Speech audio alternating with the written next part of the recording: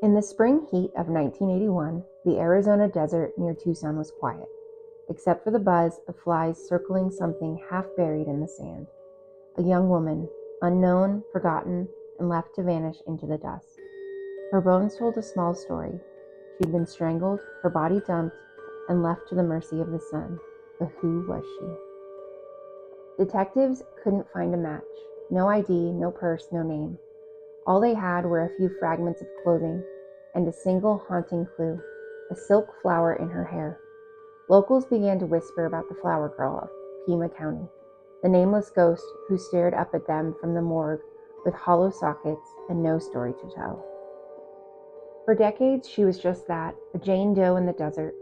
But in 1995, across the country, police were investigating a man named Joseph Henry Burgess, a drifter with a violent streak and a trail of missing women.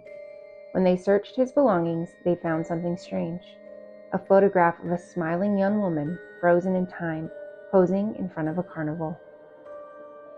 No one knew who she was, not his family, not his friends.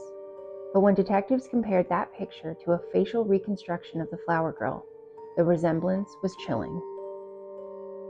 DNA later confirmed it. The woman in the photo and the nameless body in the desert were the same person. Her name was Brenda Gerow. She'd vanished from New Hampshire years before, traveling west with a man she thought she loved, the same man who likely ended her life. Imagine it, a bright, hopeful woman in her 20s, leaving everything she knew behind, only to end up a forgotten skeleton beneath the Arizona sun. Her photograph, the one where she's smiling, happy, alive, was carried by her suspected killer for years, long after she was gone.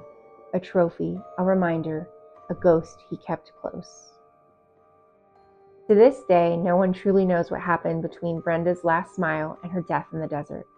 But every time you see that photograph, that frozen smile, remember, sometimes the most ordinary picture can hide the darkest secret.